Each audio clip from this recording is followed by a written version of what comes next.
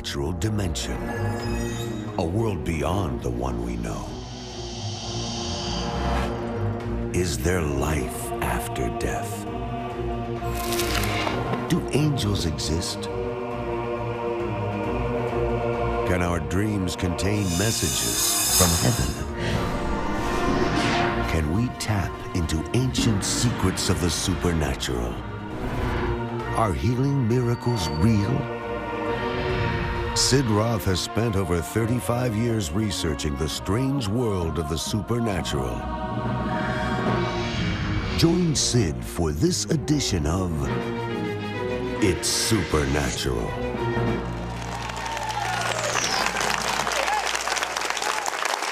Hello, welcome to my world, where it's naturally supernatural. I wouldn't want it any other way. I mean, once you taste the goodness of God, why would you ever want anything but that?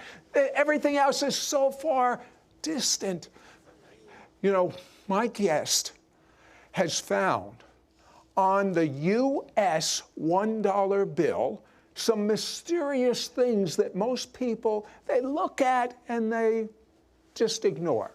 Have you ever noticed the eye on the dollar bill? Have you ever noticed the pyramid on the dollar bill? Have you ever noticed a Latin phrase on the dollar bill? My guest has evidence that this is welcoming in code, the Antichrist.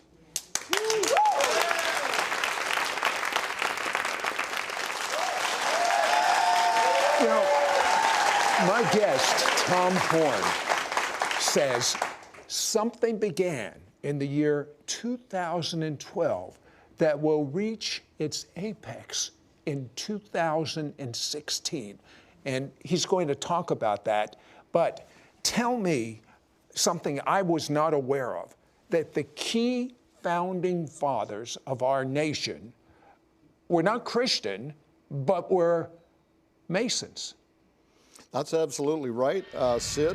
In fact, as many as 44 of the 56 signers of the Declaration of Independence were Freemasons, and they were the Freemasons really of the European order, meaning that they were committed to building an occult form of a democracy that was based on what's called the Atlantean scheme. This was coming out of Europe. What Francis Bacon believed, he was the head of a secret society in Europe, very popular and very powerful, and they had wealthy people behind them. And they believed that there had been an original Atlantis. And Atlantis had been great because Atlantis had taken its orders from the gods of ancient history. And when they turned their backs on the gods, Atlantis crumbled. And so Francis Bacon's idea was, we will build a new occult democracy based on this Atlantean scheme in which we're basically going to take our marching orders from the spirits of these invisible deities. Okay, how's this tie in with Masons? Well, Freemasons in the United States early on were receiving funding. There was persons, there were people from Europe coming over here. They actually saw in the new continent the opportunity to develop a new world order that would be under essentially the influence of these ancient spirits that political realities in Europe was not going to allow them to establish over there. So this was basically fresh pickings. Oh, okay, but what you're saying, though, is there's something evil about Masons. I've got relatives that are Masons. What are you saying? Actually, I was a pastor for 25 years. I had Freemasons in my church on my board. So, but these were 32nd degree Freemasons who, they were part of a fraternity. And they didn't get into any of that other hocus pocus and occultism and whatever that was going on early on. However, Sid, when you get past the 32nd degree, when you go to 33rd degree Freemasonry, it becomes something entirely different. Okay, what if someone was a 33rd degree Mason, what would they know that the others don't? Well, for instance, I had a state senator ask me basically, he said, were you aware that at the inauguration of every United States president, that in Washington, D.C., an occult ritual is held to raise the spirit of Osiris from the underworld so that it can take its rightful place in every United States president? That absolutely blew me away. I thought, this is within Masons? that's within Masons. As a matter of fact, I went there to verify it myself. I took my wife, Nita, with me, but I wanted to know if that was a fact, because if that's true, that's an astonishing idea that an occult ritual such as that would be held. Only just a little way on 16th Street in Washington, D.C., who is the God? Who's the God of Masons? Well, the God of the Freemasons, according to their own experts, Albert Pike, Mackey, the others, they call him the great architect of the universe, but they identify him as the god Osiris, as he was known to the Egyptians, and Apollo, as he was known to the Greeks. In fact, when you look at the Great Seal, what you see in the images are Egyptian symbols, but in the mottos, it's prophecies about Apollo. And again, these false deities are another name for the Antichrist. Now, on the U.S. $1 bill, we have the Great Seal. Right. Tell me what's on there. Well, what's on the Great Seal, especially the obverse side, the reverse side of the Great Seal, it's on every U.S. dollar. And it's a troubling thought, isn't it, to imagine that we carry on our person, more often than we have the Word of God on our person, we carry on our person a prophecy about the coming of the Antichrist. Now, you have the symbol that is Egyptian, you have the mottos that are in Latin. The Anuet Coeptus is a Latin motto referring to the return of the god Jupiter, who will in the future take his rightful re-enthronement over the cosmos, and his son, Apollo, is in the Novus Ordo Seclorum. That is a prophecy from the Cumae Sibyl, the most powerful of all of the Apollinian priestesses, gave the prophecy from which Novus Ordo Seclorum is taken, in which she predicted that at the end of time, Apollo will return to reign upon the earth once again at the dawn of a new golden age. Or the Antichrist. Who put that on the seal? Who put it there? And the reason I say the Antichrist is because in more than one place in the New Testament, it actually identifies the spirit by name that will fill the Antichrist. Paul says in 2 Thessalonians 2:3, he will be the son of perdition. This is the Greek word apoleia, up out of the bottomless pit and enter into perdition, apoleia, Apollyon, Apollo. In fact, in Greek literature, the god Apollo was known as both Apollyon and Apollo. Who put that on the U.S. dollar? Who put it on our seal? Well, it happened over a period of time. There was a man by the name of Thompson who was commissioned by the Freemasons to design the Great Seal. No, but who authorized it? Who put it on there? Oh, well, who put it on the $1 bill? Yeah. This was Franklin Roosevelt. Franklin Roosevelt? Right. Does science have the technology today to take the DNA of these false deities that are being prayed for within Masons to come to earth for a utopia who will be the Antichrist? Can they take the DNA from these false gods and put it in someone today and resurrect the Antichrist? We now return to It's Supernatural. For the first time since the days of Noah and the Nephilim, we have the technology to mix species, perhaps mix a human with an animal. Transhumanism. Explain this. Well, that's absolutely right. In fact, we're doing it in laboratories around the world. When most people today hear about the stem cell sciences, they don't realize that a great deal of that is talking about the creation of a part human, part animal embryo that then can be used for experimental purposes. Now, transhumanism itself is the idea that we're going to use that kind of science and other kinds of science to create a new form of mankind. Why do we want to create a new form of mankind? Well, of course, you know, if you talk to the transhumanists, they're utopians. They believe we can live forever. We can have immortal life without the bother of having to ask Jesus to give it to us. We can upload our brains. We can live forever inside artificial intelligence systems. There's a great deal that the transhumanist community believes, but when it comes to genetics, when it comes to kind of repeating what happened in the days of Noah, where these fallen angels corrupted bloodlines, They believe that we can improve our species, open new modes of perception by blending ourselves with animals. We might even be able to see into the supernatural realm. Okay, and among the transhumanists, they aspire to do that. Who is DARPA and what are they doing? DARPA is the Defense Advanced Research Projects Agency. It's one of the large departments of the U.S. that uses our tax dollars to hire other people to come up with great ideas, private laboratories, things like that. But in last year's operating budget and in this year's operating budget, for instance, they have set aside millions of dollars for rewriting the DNA of our soldiers.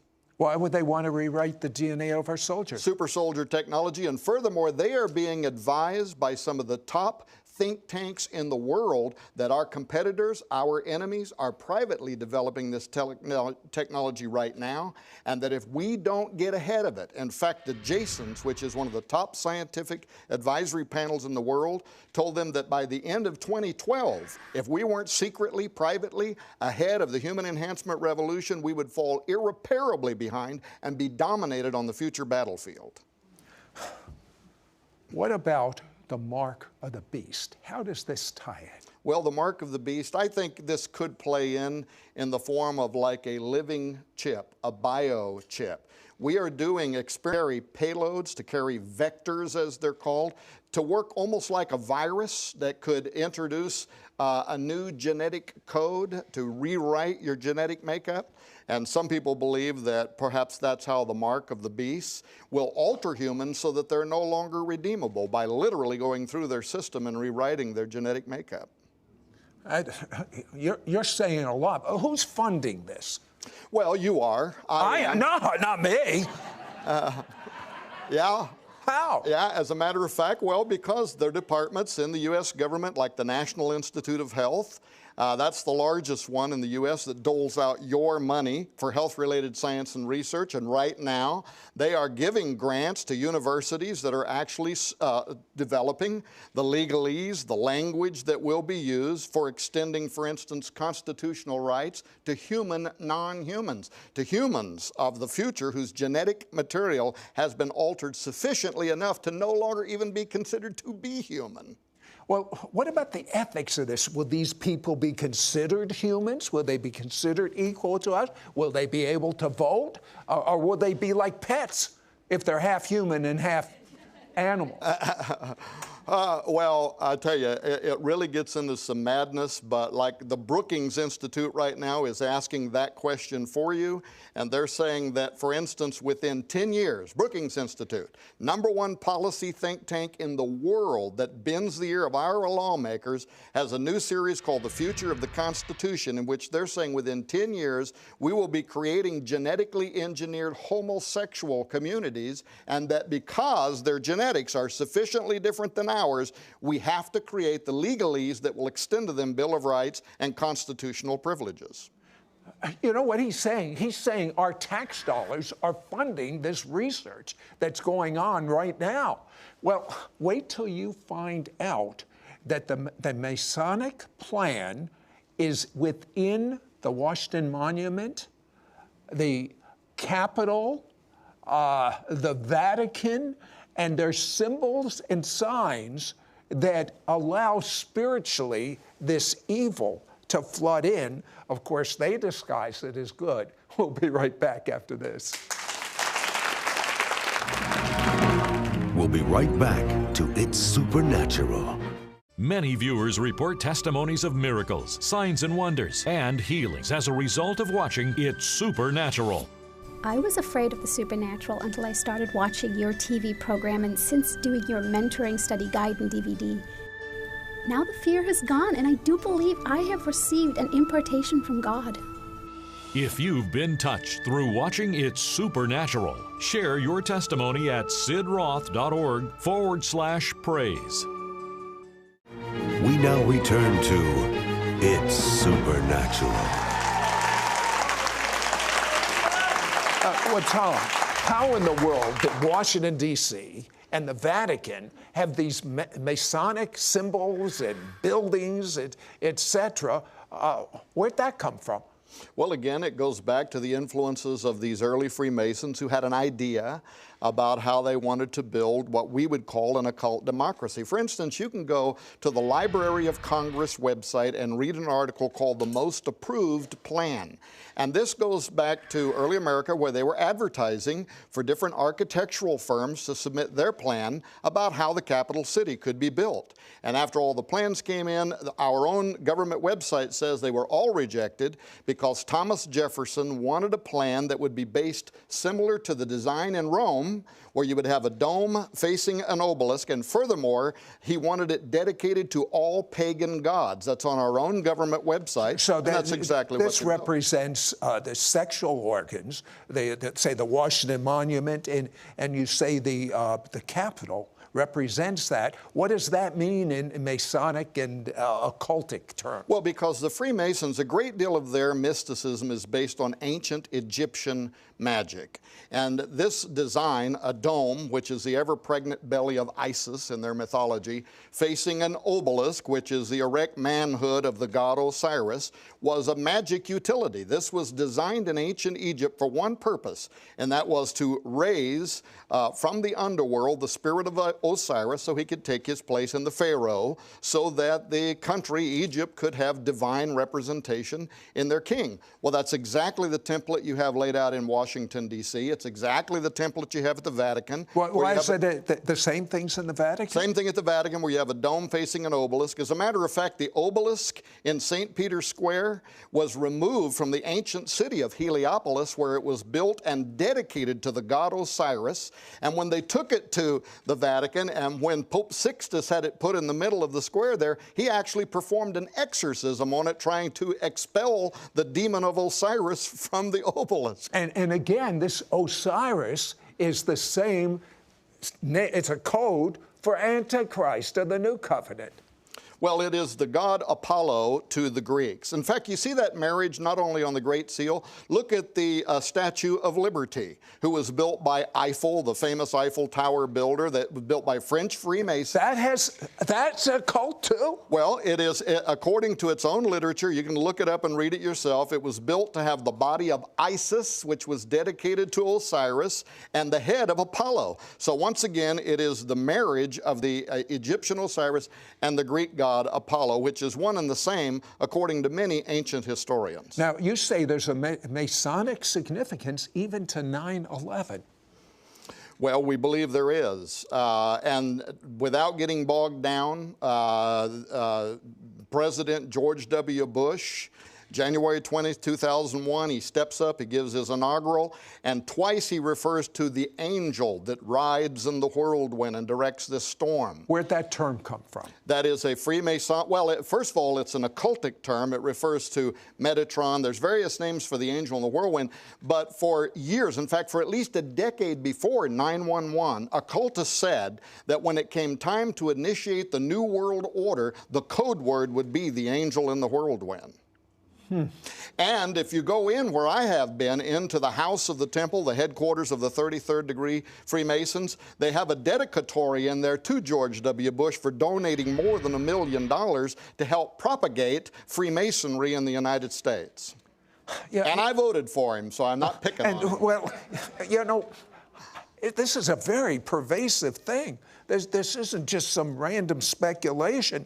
Now, why do you say the years 212 to 216, something very significant involving the Antichrist will occur? Why do you say that? Well, first of all, I got on that because there is a 500-year-old Mayan prophecy that said that in the colonial count 1776, there would be a 13-step countdown ending in the year 2012. And when you read the prophecy, it is literally 300 years earlier describing the Great Seal of the United States. We have 1776, 13 steps, over which is hovering the all-seeing eye, which is a prophecy of the return of that God, starting in 2012 through 2016, but also many other ancient cultures, ancient Jews, the Hindu and their Kali Yuga calendar, even, Sid, even turn of the century Protestant reformers like old sinners in the hands of an angry God. Jonathan Edwards wrote in his letters, which are preserved in university,